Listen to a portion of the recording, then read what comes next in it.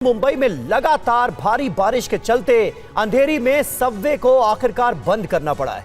तो वहीं लगातार हो रही बारिश के चलते सड़कें पानी से लबालब नजर आ रही हैं और लोगों को जैम से भी जूझना पड़ रहा है। ये रिपोर्ट देखिए। मुंबई में बारिश हर साल आफत बनकर आती है। इस बार भी कुछ ऐसा ही देखने को मिला, जहां मुंबई में तेज बारिश और जल भराव के चलते अंधेरी सबवे को बंद कर दिया गया। इतना ही नहीं, ईस्ट और वेस्ट के ट्रैफिक को अब सबवे से गोखले ब्रिज की तरफ डाइवर्ट कर दिया, क्योंकि सबवे में पानी भर गया। तस्वीरों में आप देख सकते हैं, सबवे में अंदर तो पानी भरा ही है, सबवे के बाहर भी पानी में सड़कें डूबी हुई हैं। पुलिस ने बैरिकेडिंग का रास्ता बंद कर दिया है ताकि लोग सबवे का इस्तेमाल न कर पाए। मुंबई के अंधेरी से सबवे बंद किया गया है, तो वहीं दूसरी तरफ पालघर के नाला सोपारा में भी लगातार बारिश लोगों के लिए परेशानी का सबब बनी हुई है। निचले इलाकों में पानी भर गया है, सड़कें जलमग्न हो गई हैं और बारिश के चलते जाम से भी लोगों को जूझना पड़ रहा है। शहर से लेकर तहसीलों तक जल जमाव की स्थिति बन गई है।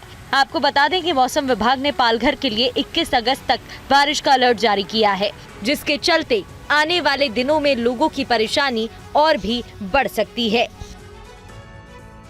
और मुंबई में लगातार जारी बारिश ने लोगों की परेशानी बढ़ा रखी है। चूना भट्टी इलाके में कई रास्तों पर पानी भर चुका है। देखिए संवाददाता शुभम पांडे की ग्राउंड रिपोर्ट।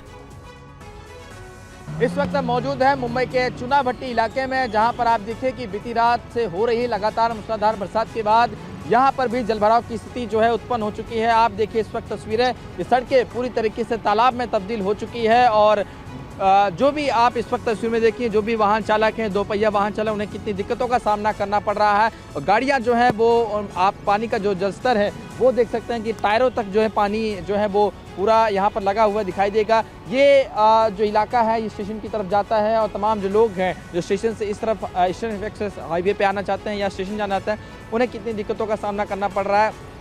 मुंबई में आज ऑरेंज अलर्ट जो है मौसम विभाग की ओर से जारी किया गया है, जिसके बाद कई इलाके, चाहे सायन हो, चूना भट्टी हो, माटुंगा हो, परेल हो, अंधेरी हो, मलाड हो, गोरेगांव हो, तमाम ऐसे जो निचले इलाके हैं वहाँ पर इसी तरीके की आज आपको तस्वीर निकलेगी, क्योंकि आसमान से आफत की बरसात जो है वो आज मुंबई वासियों को देखने को मिल रही है। और मुंबई में पिछले 3 दिनों से अलर्ट जो है वो जारी किया गया था। इधर महाराष्ट्र के पालघर में लगातार हो रही भारी बारिश के बाद हर तरफ जलभराव के हालात बन गए। सड़कें पानी से लबालब है, तो लोग पानी के बीच से होकर गुजरने के लिए मजबूर हैं। आप देखिए, पानी के बीच से होकर गुजरते लोग, जलभराव में बंद पड़ी गाड़ियों को ले जाते लोगों की तस्वीरें महाराष्ट्र के पालघर की है, जहां लगातार हो रही बारिश के बाद सड़कें तालाब में तब्दील हो गई हैं। मुंबई से सटे पालघर में तेज बारिश के बाद तहसील से लेकर शहरों तक जल जमाव की स्थिति बन गई है। तस्वीरों में आप देखिए कैसे लोग पानी के बीच से होकर गुजर रहे हैं। हालात इतने खराब हैं कि 2 पहिया वाहन भी जलभराव के चलते बंद पड़ गए हैं और लोग उन्हें पैदल ही खींचकर ले जा रहे हैं। सोसाइटी में भी पानी भर गया है। वहीं जरा इन तस्वीरों को देखिए, सड़कों के किनारे खड़े पेड़ भी पानी में आधे डूबे नजर आ रहे हैं। हर कोई पानी के बीच से होकर गुजर रहा है। चारों तरफ सिर्फ और सिर्फ बारिश के बाद जलभराव का ही नजारा देखने को मिल रहा है। लगातार हो रही बारिश से पालघर के लोगों को अभी राहत मिलने की उम्मीद भी नहीं है, क्योंकि मौसम विभाग ने अगले 48 घंटे के लिए पालघर जिले में ऑरेंज अलर्ट जारी किया है। यानी आने वाले 2 दिनों तक पालघर के लोगों को बारिश और जल भराव की स्थिति से ऐसे ही जूझना पड़ेगा। मुंबई में तेज बारिश के बाद रेलवे ट्रैक पर भी जल भराव हो गया है और लोकल ट्रेन की रफ्तार धीमी पड़ गई है। संवाददाता शुभम पांडे की एक रिपोर्ट आपको दिखाते हैं।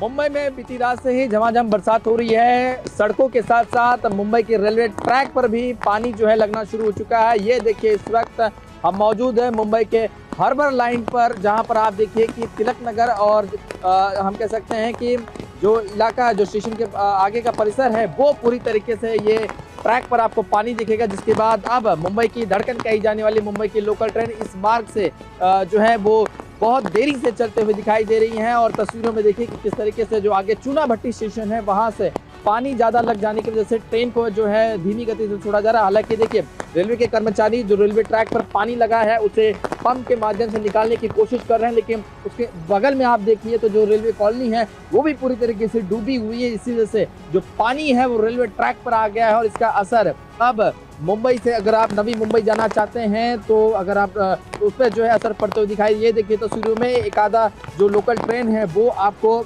आते हुए दिखाई देगी। महाराष्ट्र के चेंबूर में बारिश के बाद 2 घर भरभरा के ढह गए, तो वहीं मुंबई के चिरा बाजार में भी एक इमारत का हिस्सा ढहने से 3 लोग घायल हो गए। देखिए रिपोर्ट। ये भी गया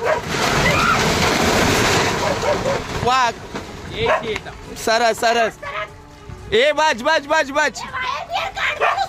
हाँ। कुछ ही सेकंड का वक्त लगा और एक मकान ताश के पत्तों की तरह ढह गया। लोग चिल्लाते रहे, बिल्डिंग ढह गई। दरअसल ये तस्वीरें महाराष्ट्र के चेंबूर की हैं, जहां बारिश के बाद लैंडस्लाइड हो गई। पहले एक दीवार गिरी, फिर एक एक कर 2 से 3 मकान चंद सेकंड में जमींदोज हो गए। एक बार फिर देखिए। जिस वक्त ये लैंडस्लाइड की घटना हुई उस वक्त मौके पर कई लोग मौजूद थे। वो चिल्ला रहे थे और आसपास से लोगों को हटाने के लिए कह रहे थे। गनीमत रही कि इस हादसे में कोई हताहत नहीं हुआ। चेंबूर के बाद अब मुंबई के चेरा बाजार में बारिश से तबाही की इस तस्वीरों को देखिए, जहां एक इमारत की सीढ़ी का हिस्सा ढह गया। हादसा कितना भयानक था इसका अंदाजा इसी बात से लगाया जा सकता है कि इस हादसे में 3 लोग घायल हो गए, जिन्हें इलाज के लिए अस्पताल में भर्ती कराया गया। और मुंबई के सायन इलाके में बारिश के चलते सड़कों पर जल जमाव की स्थिति पैदा हो गई। लोगों को पानी के बीच से होकर यहां गुजरना पड़ रहा है। शुभम पांडे की एक और ग्राउंड रिपोर्ट आपको दिखाते हैं। मुंबई में आज सुबह से ही रिमझिम मूसलाधार बरसात हो रही है और आज मौसम विभाग ने ऑरेंज अलर्ट जारी किया है और पिछली रात से ही बरसात होने की वजह से आप इस वक्त तस्वीरों में देखिए कि मुंबई के सायन इलाके में आप किस तरीके से जो जलभराव की स्थिति है वो एक बार उत्पन्न हो चुकी है। ये ईस्टर्न एक्सप्रेस हाईवे को जोड़ता है और यहाँ पर चंद घंटों की बरसात में यहाँ पर जो पानी है वो घुटनों तक जो है वो जमा हो जाता है। तस्वीरों में आप देखिए कि रात से ही बरसात जो है वो मुंबई में हो रही है। हालांकि मौसम विभाग ने 3 दिनों तक अलर्ट जो है वो जारी किया था। उसके बाद आप इस वक्त तस्वीरों में देखिए कि कैसे वाटर लॉगिंग की जो समस्या है वो मुंबई के कई इलाकों में इस पर उत्पन्न होना शुरू हो चुकी है। अगर इसी तरीके से बरसात अगले कुछ घंटे तक होती रही तो जाहिर सी बात है मुंबई के कई इलाके जो हैं वो इसी तरीके से जलमग्न हो जाएगी। तस्वीरों में आप देखिए जहाँ तक आपकी नजर आएगी, सुबह का वक्त है, रात से ही मुंबई हो या उससे सटे पालघर जिले हों, थाने हों, तमाम जो ऐसे डिस्ट्रिक्ट हैं, रायगढ़ हों, वहाँ पर बरसात जो है वो रात से ही हो रही है और इंद्र देवता का जो कहर है। और तेज बारिश की वजह से मुंबई के कुर्ला इलाके में भी जलभराव की स्थिति है। जलभराव के चलते लोगों की परेशानी का सामना लोगों को करना पड़ रहा है। संवाददाता शुभम पांडे की एक और रिपोर्ट दिखाते हैं। अगर आप सोच रहे होंगे कि इस वक्त मैं कहाँ मौजूद हूँ, किसी स्विमिंग पूल या तालाब में, तो बिल्कुल गलत है। ये मुंबई की सड़कें हैं, मुंबई का कुर्ला इलाका है, नेहरू नगर, और आप देखिए कि दोनों तरफ, चाहे अप और डाउन दोनों तरफ की बात करें तो पानी पूरा जो है वहाँ पर आपको यहाँ पर लगता हुआ दिखाई देगा। तस्वीरों में देखिए, ये जहाँ तक आपकी नज़र जाएगी वहाँ पर आपको इसी तरीके की आज तस्वीर देखने मिलेगी। स्कूलों में बच्चों की जो है वो छुट्टी कर दी गई है क्योंकि बरसात इस वक्त मुंबई में ज़्यादा है। ये देखिए दोनों तरफ जो सड़कें हैं पूरी तरीके से अब तब्दील हो चुकी हैं। ये हम कह सकते हैं स्विमिंग पूल की तरह आपकी जहाँ तक नज़र जाएगी वहाँ पर देखिएगा गाड़ियाँ जो हैं वो आ रही हैं, जा रही हैं। बच्चों को भी स्कूल से जो है छुट्टी कर दी है। मुंबई में पिछले कुछ घंटों से तेज़ बरसात हो रही है, जिसके बाद जो निचला इलाका है वो अब यहाँ पर जल भराव की स्थिति जो है, आपको वाटर लॉगिंग की समस्या जो है वो आपको देखने को मिलेगी। और ऐसी ही तस्वीरें मुंबई के अलग अलग इलाकों में आपको आज दिन भर देखने को मिलेगी कि आप देखिए कि तस्वीरों में किस तरीके से जो पानी का जमाव है। इधर मुंबई के अलावा महाराष्ट्र के कई और जिलों में भी बारिश लगातार जारी है। नांदेड़ और सोलापुर में नदियां उफान पर हैं और इसके चलते आसपास के गांव में पानी भर गया है। किसानों की फसलें भी तबाह हो गई। देखिए आप। पानी का तेज बहाव, उफान पर नदियां और जलमग्न गांव। ये तस्वीरें महाराष्ट्र के नांदेड़ की हैं, जहां आसमान से बरसती आफत तबाही की गवाही दे रही हैं। नांदेड़ में तेज बारिश के बाद नदियां इस कदर उफान पर हैं कि आसपास के कई गांव में बाढ़ आ गई हैं। खेत बरसात के पानी से लबालब भर गए हैं। कई गाँव में तो 40 से 50 मवेशियों की बाढ़ में डूबने से मौत भी हो चुकी है। नांदेड़ की तस्वीरें और तबाही आपने देखी, अब जरा महाराष्ट्र के सोलापुर की भी ये तस्वीरें देखिए, जहाँ सीना नदी का जल स्तर बढ़ गया है और आसपास के इलाकों में बाढ़ का खतरा मंडराने लगा है। नदी के तेज बहाव को देख अंदाजा लगाया जा सकता है कि यहाँ हालात कितने बेकाबू होते जा रहे हैं। नदी किनारे बसे गांव और खेतों में पानी भर गया है, तो वहीं प्रशासन ने लोगों को सतर्क रहने की चेतावनी जारी कर दी है।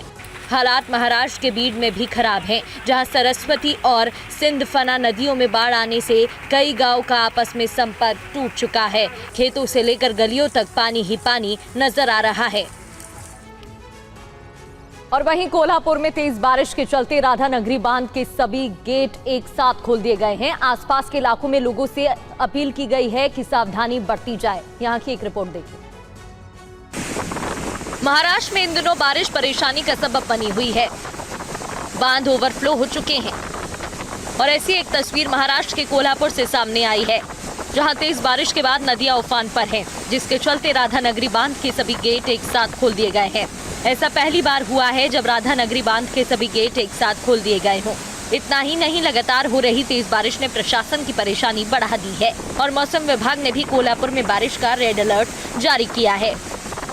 एक बार जरा फिर इन तस्वीरों को देखिए कि बांध के गेट खुलने के बाद पानी का बहाव किस कदर तेज है और इसी बहाव के चलते प्रशासन भी अलर्ट मोड पर है, जिसके चलते आसपास के इलाकों के लिए अलर्ट जारी किया गया है।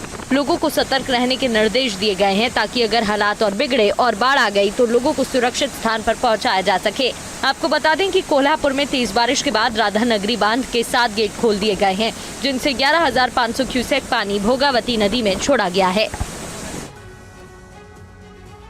महाराष्ट्र के वाशिम में भी लगातार बारिश के चलते कई गांवों का आपस में संपर्क टूट गया है। पुल पर पानी बह रहा है, जिससे लोगों की परेशानी बढ़ी।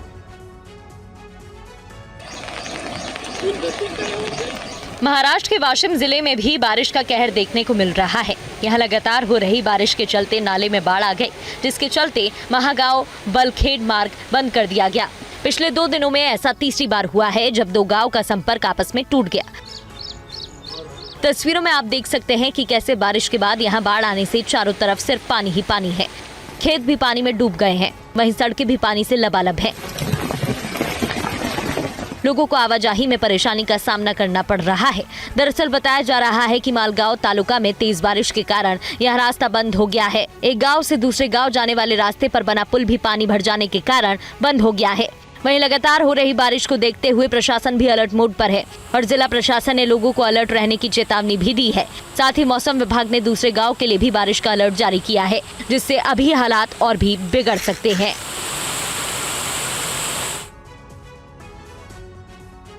और इस वक्त एक ताजा अपडेट आ रही है। मुंबई में मूसलाधार बारिश अभी भी जारी है और माटुंगा इलाके में बारिश में स्कूल बस फंस गई। बच्चों को सुरक्षित निकाल लिया गया है, ये ताजा जानकारी मिल रही है। तस्वीरें आपको दिखा रहे हैं मुंबई के माटुंगा की।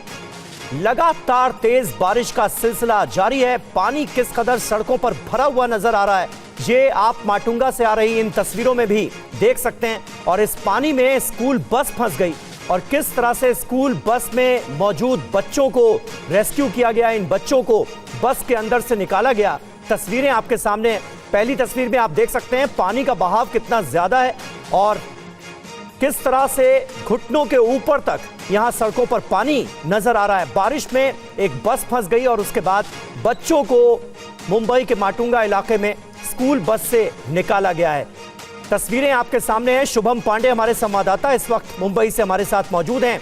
शुभम, क्या ताजा अपडेट है? सभी बच्चों को बस के बाहर निकाल लिया गया है, सब सेफ है?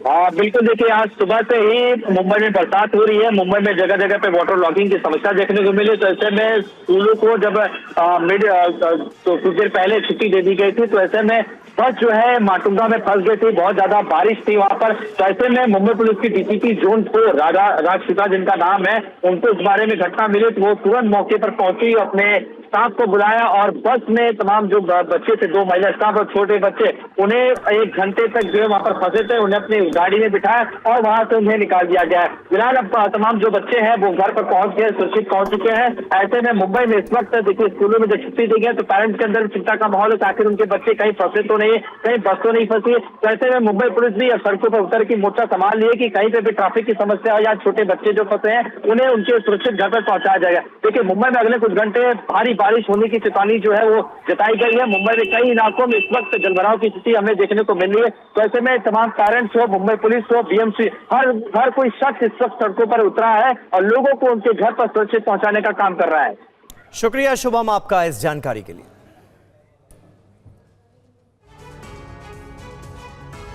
इधर देश की राजधानी दिल्ली में भी बाढ़ का खतरा बढ़ गया है। यमुना नदी का जलस्तर बढ़ने के कारण हरियाणा के हथिनी कुंड बैराज के सारे गेट खोल दिए गए हैं।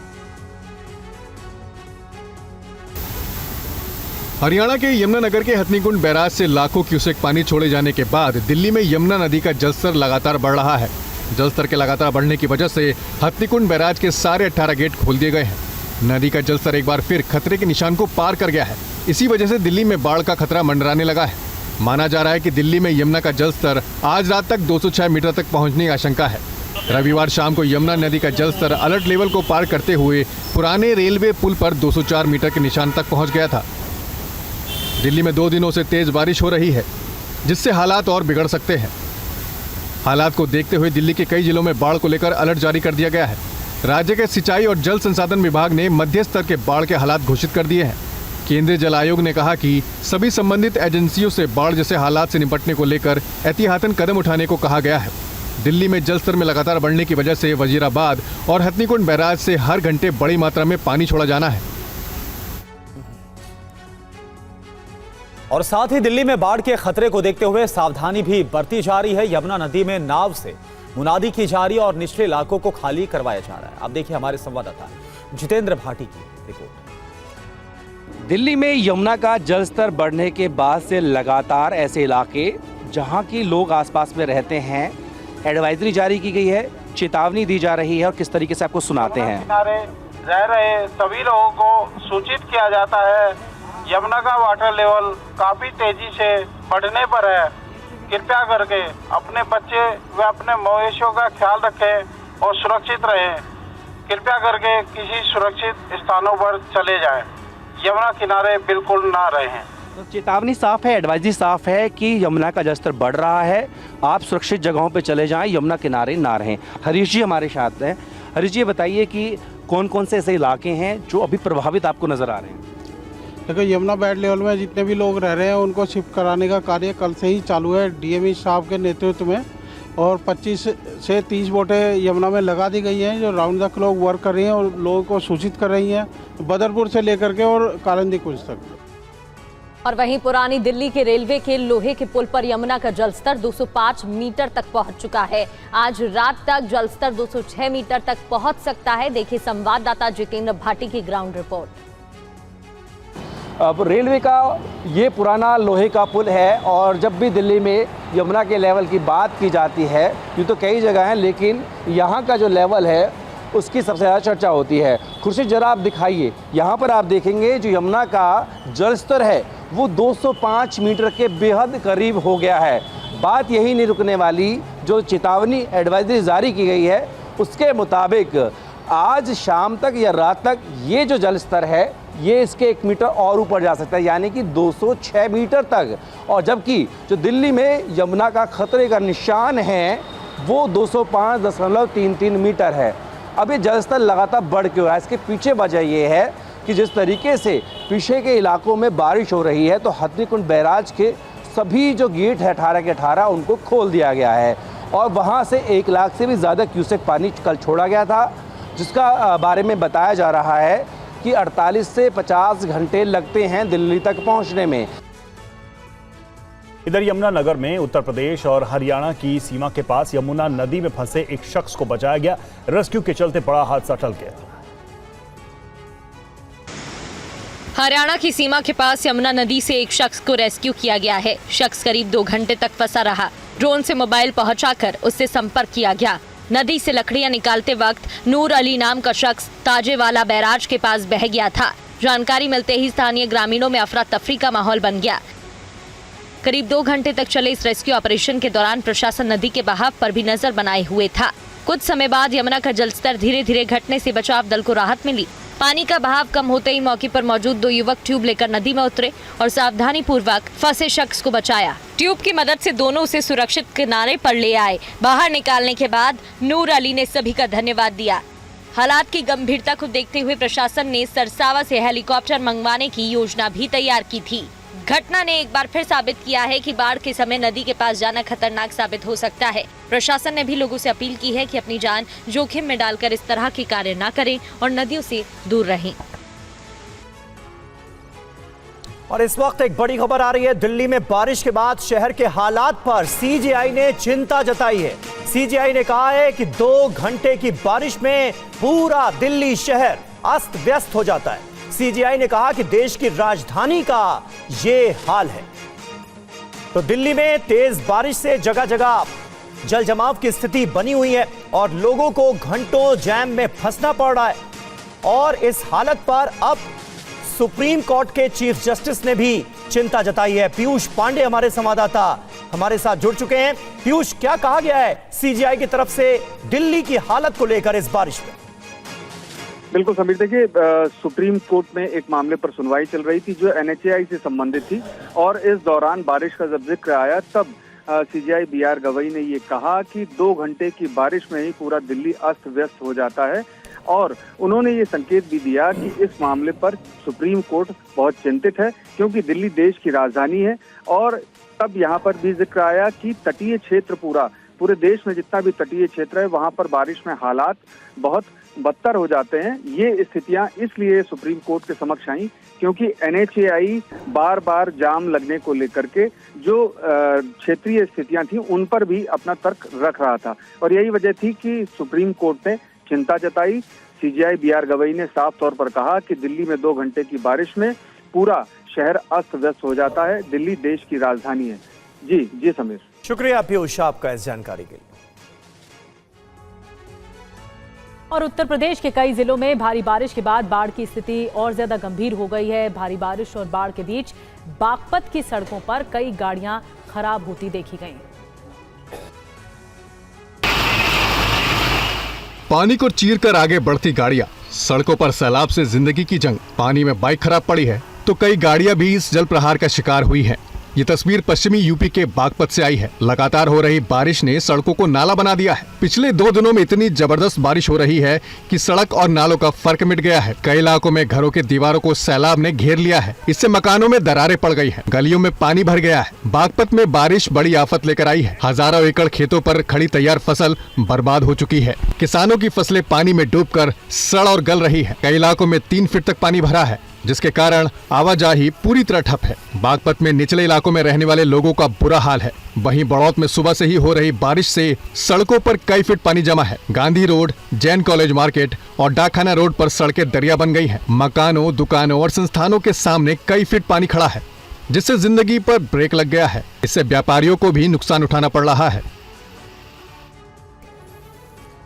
इधर यूपी के मुरादाबाद में लगातार हो रही भारी बारिश ने लोगों की परेशानी बढ़ा दी है। वहीं रिकॉर्ड तोड़ बारिश के बाद किसानों की मेहनत पर पानी फिर गया। आप देखिए पूरी अपडेट। तस्वीरें देखकर आप बाढ़ के प्रहार का अंदाजा लगा सकते हैं। मुरादाबाद जिले के कई इलाकों में मुश्किलों की बाढ़ आई हुई है। बचाव और राहत का काम जारी है। पानी में फंसे लोगों को सुरक्षित इलाकों में शिफ्ट किया गया है। घरों में पानी भरने की वजह से कुछ लोग सड़कों पर रहने को मजबूर हैं। गंगा नदी के जलस्तर में लगातार बढ़ोतरी हो रही है जिसकी वजह से प्रशासन के सामने गंभीर चुनौती है। प्रशासन हर संभव सहायता पहुंचाने की कोशिश कर रहा है। हालात पर लगातार नजर रखी जा रही है। तेज बारिश से शहर के कई इलाकों में सड़क नेटवर्क भी प्रभावित हुआ है। हर तरफ बस पानी ही पानी नजर आ रहा है। लगातार हो रही बारिश से मुरादाबाद में हर तरफ जल भराव की समस्या पैदा हो गई है। प्रशासन के सभी दावे बाढ़ में डूबे हुए हैं। इसमें पानी ऐसे मान लो पहले दिन तो ऐसे आया था 2-3 फीट के लगभग, उसके बाद में अगले दिन पानी वो काफ़ी बढ़ गया। हमारी गाड़ी बाहर खड़ी है, हमारी गाड़ी भी डूब गई थी। सब ले लेकर आए मगर हम लोगों को नहीं मिला। हम तो अपने मोल लेके खा रहे हैं। जैसे भी खाना है अपने मोल लेकर आते हैं, खाते हैं। बढ़ते आगे, पटना के दियारा इलाके में बाढ़ की वजह से मुश्किलें बढ़ गई हैं। गंगा नदी में आए उफान से मुसीबत बढ़ती जा रही है। इस चुनौती के वक्त में अब लोगों को क्रूज सेवा से राहत मिल रही है। देखिए, गंगा नदी में उफान, सैलाब के प्रहार से 15 गांव हलकान। अब सरकारी जहाज का सहारा। फ्री क्रूज सेवा से कम हो रही बाढ़ पीड़ितों की मुश्किलें। गंगा नदी में तैरते इस जहाज में 200 यात्री एक साथ सवारी कर रहे हैं। ये जहाज सिर्फ 5 मिनट में गंगा की लहरों को पार करवा रहा है। क्रूज की ये सेवा पूरी तरह से फ्री है। बड़ी बात यह है कि गांव वाले अपनी गाड़ी और मवेशियों के साथ इस क्रूज पर सफर कर रहे हैं। इस क्रूज से फेरी का संचालन हर दिन सुबह 6 बजे से रात 10 बजे तक हो रहा है। इस जहाज में कोई सीट नहीं है और लोग खड़े होकर ही सफर करते हैं। एक ओर से दूसरी ओर जाने में 5 मिनट से भी कम समय लगता है। इसमें सोलर लाइट भी लगी है ताकि दिक्कत ना हो। इस जहाज पर सवार यात्रियों ने बताया कि गरीब लोगों के लिए बहुत अच्छा काम हुआ है। ये पूरी तरह से फ्री है और इससे गरीबों को बहुत फायदा पहुंच रहा है।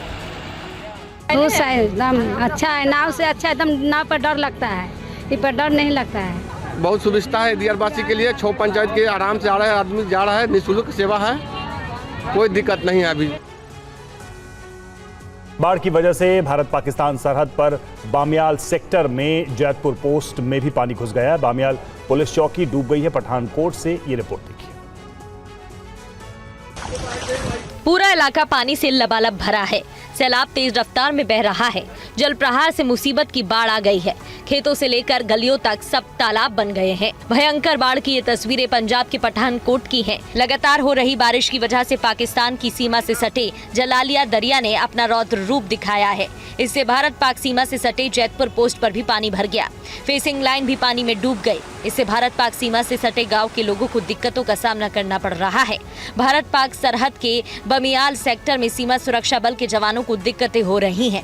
कैबिनेट मंत्री लालचंद कटारूचक ने इस इलाके का दौरा किया। बमियाल क्षेत्र के किसानों की फसलें भी पानी में डूब गई। करीब 10 गांव के किसानों की फसलें पानी की चपेट में आ गईं। गांव पहाड़ीपुर, माखनपुर, छनी, गुजरा, भरमाल, जट्टा समेत कई गांव में सैकड़ों एकड़ फसल पानी में डूबकर सड़ और गल गई। इससे किसानों को बड़े पैमाने पर नुकसान हुआ। पीड़ित किसानों ने सरकार से मदद की गुहार लगाई है, तो सड़कों पर पानी के तेज बहाव के कारण कई गांव का आपस में संपर्क टूट चुका है। और तेलंगाना में भी बेकाबू सैलाब कोहराम मचा रहा है। कई इलाकों में ट्रक और कारें बाढ़ में फंस गईं। देखिए तेलंगाना की फ्लड रिपोर्ट। वीडियो तेलंगाना के आदिलाबाद का है। देखिए कैसे कोऑपरेटिव सोसाइटी के दफ्तर के बाहर वाली पुलिया पर एक कार सैलाब के बीच फंसी दिखाई दे रही है। पानी की धार डराने वाली है। कुछ ही सेकंड में सैलाब इस कार को बहा ले गया। देखिए कैसे ये कार कागज की नाव की तरह बहती जा रही है। नाले में बहती जा रही कार को देख वहाँ मौजूद लोग हैरान रह गए। राहत की बात ये रही कि वक्त रहते कार में सवार लोगों को निकाल लिया गया था। जाती वो पानी और बढ़ता। अब आदिलाबाद की दूसरी तस्वीर देखिए। 2 ट्रक ड्राइवरों को पानी में डूब चुकी सड़क से निकलना भारी पड़ा। एक मिनी ट्रक तो करीब पूरा डूब चुका है। ट्रक का ड्राइवर खुद को बचाने के लिए ट्रक के ऊपर चढ़ गया। इसके बाद स्थानीय लोगों के साथ पुलिस की टीम ने रस्सियों के सहारे ट्रक ड्राइवरों को बाहर निकाला। देखिए कैसे रस्सी पकड़कर ये ड्राइवर बाहर आ रहा है। और आदिलाबाद का ये तीसरा वीडियो देखिए। नदियों के उफान पर आने के बाद रिहायशी इलाकों में भी पानी घुस चुका है। बाढ़ से गिरे घर में फंसे एक परिवार के लोगों को एसडीआरएफ की टीम ने रस्सियों के सहारे रेस्क्यू किया। तेलंगाना का आदिलाबाद बाढ़ की वजह से बुरी तरह प्रभावित है। बिहार का रुख करेंगे। बिहार में गोपाल खेमका मर्डर केस को लेकर जिस विजय सहनी की तलाश थी, कल देर रात पटना में पुलिस ने उसका एनकाउंटर किया। ये रिपोर्ट देखिए। हाथों में रिवॉल्वर लिए ये कुख्यात अपराधी है विजय सहनी। देर रात आलमगंज थाना क्षेत्र के बिस्कोमान गोलंबर के पास पुलिस ने इसका एनकाउंटर किया। विजय सहनी के पैर में गोली लगी है। इसे इलाज के लिए एनएमसीएच में भर्ती कराया गया है। वो खतरे से बाहर है। इस बीच एसएसपी समेत पुलिस के कई अधिकारियों ने एनकाउंटर की जगह छानबीन की, जहां हथियार और गोलियां जब्त की गई हैं। विजय सहनी के खिलाफ हत्या, लूट और डकैती के कई आपराधिक मामले हैं। बड़ी बात यह है कि पटना के व्यवसायी गोपाल खेमका मर्डर केस में इसका नाम भी सामने आया था, जिसके बाद से इस कुख्यात अपराधी की तलाश हो रही थी। पुलिस ने बताया कि अभियुक्त आसोचक इलाके में रहता था। उन्हें सूचना मिली थी कि वो 2 बड़ी वारदातों को अंजाम देने की प्लानिंग कर रहा था। सूचना मिलने के बाद पुलिस और एसटीएफ की टीम ने अभियुक्त को गिरफ्तार कर लिया। पूछताछ में अभियुक्त विजय ने पुलिस को बताया कि उसने बिस्कोमान गोलंबर के पास बोरे में हथियार छिपाकर रखे हैं। इसके बाद पुलिस उसे हथियार वाली साइट पर लेकर गई। वहां ये पुलिस पर फायरिंग करने लगा। जिसके बाद पुलिस ने अभियुक्त के पैर में गोली मारी और एनकाउंटर के बाद उसे गिरफ्तार कर लिया। और बात दिल्ली की। दिल्ली के कई स्कूलों में आज एक बार फिर से बम से उड़ाने की धमकी दी गई और इसके बाद एहतियात के तौर पर स्कूलों को खाली करा दिया गया, छात्रों को वापस घर भेज दिया गया। आज सुबह करीब 7 बजे द्वारका के दिल्ली पब्लिक स्कूल को बम से उड़ाने की धमकी का मामला सामने आया। खबर मिलते ही स्कूल में अफरा तफरी मच गई। स्कूल को तुरंत खाली कराया गया। दिल्ली फायर सर्विस के मुताबिक पुलिस, बम निरोधक दस्ता और अग्निशमन विभाग की टीमें तुरंत मौके पर पहुंची और स्कूल परिसर में तलाशी अभियान चलाया गया। डीपीएस के अलावा द्वारका में 2 स्कूल और 1 कॉलेज को बम से उड़ाने की धमकी दी गई, जिसके बाद इन स्कूलों को भी खाली करा लिया गया। बार बार ऐसी घटनाओं ने अभिभावकों की चिंता बढ़ा रखी है। स्कूल में एक ईमेल आया था जिसमें बताया था कि बम प्लांट किया गया है या फिर बम की थ्रेट है, तो इसलिए स्कूल वालों ने बच्चों की सेफ्टी देखते हुए, जो भी पेरेंट्स हैं उनको इन्फॉर्म करते हुए बच्चों को वापस घर भेज दिया। स्कूल से कॉल आया कि इसको बच्चों को लेके जाइए इमरजेंसी में, मैं इनको लेके आया हूँ अभी यहाँ पे। पेरेंट बहुत परेशान रहते हैं इस चीज़ से। परेशानी तो हम सबके लिए ही है, सभी लोग परेशान रहेंगे इस चीज़ से कि हमें डर के माहौल में रहना पड़ रहा है। एक बार फिर से दिल्ली के स्कूलों को बम से उड़ाने की धमकी दी गई। इससे पहले भी कई स्कूलों को धमकी भरे ईमेल भेजे जा चुके हैं। राजस्थान के अलवर में उत्तर प्रदेश के मेरठ जैसा मामला सामने आया है, जहां एक घर की छत पर नीले ड्रम में युवक का शव मिला है। पुलिस की तफ्तीश में चौंकाने वाली जानकारी सामने आ रही है। देखिए तस्वीरें अलवर के खैरथल तिजारा की है। इस नीले ड्रम में एक शख्स का शव मिला है। शव को गलाने के लिए नमक भी डाला गया है। इस वारदात के बाद युवक की पत्नी, 3 बच्चे और मकान मालिक का बेटा गायब है। मकान से बदबू आने पर मकान मालिक राजेश शर्मा की पत्नी मिथिलेश ने पुलिस को कॉल किया था। मौके पर पहुंचे तो छत पर बने कमरे में नीले ड्रम में शव मिला। युवक का धारदार हथियार से गला काटा गया था। दरअसल मृतक हंसराज परिवार के साथ किराए पर रहता था। हंसराज को 1.5 महीने पहले छत पर बना कमरा किराए पर दिया गया था। हंसराज पत्नी और 3 बच्चों के साथ रहता था। वो किशनगढ़ बास में ईंट भट्टे पर काम करता था। हंसराज को नशे की लत थी और अक्सर जितेंद्र के साथ बैठकर शराब पीता था। शनिवार से ही हंसराज की पत्नी सुनीता और 3 बच्चे गायब है। वहीं राजेश का बेटा जितेंद्र भी उसी दिन से गायब है। वहाँ पर ऊपर की मंजिल के अंदर किराएदार रहते थे। वहाँ पर किचन में एक नीले रंग का ड्रम मिला है, उसको चेक किया तो उसमें लाश मिली है। मौके पे आए, हत्या की मिलाई है। प्रथम दृष्टया पता लगा कि मृतक का नाम हंसराज उर्फ सूरज है। यूपी के मेरठ में एक कार ड्राइवर ने टोल कर्मी को कुचलने की कोशिश की। ये वारदात सिवाया टोल प्लाजा पर हुई। अब इस घटना का वीडियो सामने आया।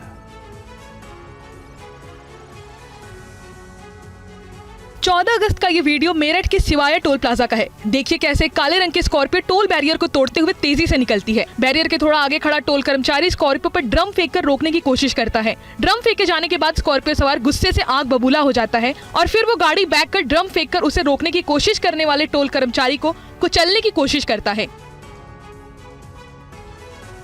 एक बार फिर देखिए कैसे स्कॉर्पियो सवार पीछे आकर टोल कर्मी पर गाड़ी चढ़ाने की कोशिश करता है। पहले प्रयास में टोल कर्मी बच जाता है तो स्कॉर्पियो सवार दोबारा पीछे आता है और टोल गेट के पास पहुंचे कर्मचारी पर फिर गाड़ी चढ़ाने की कोशिश करता है।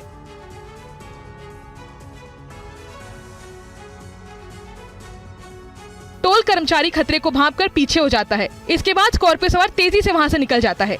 सीसीटीवी फुटेज के आधार पर पुलिस स्कॉर्पियो सवार की तलाश कर रही है।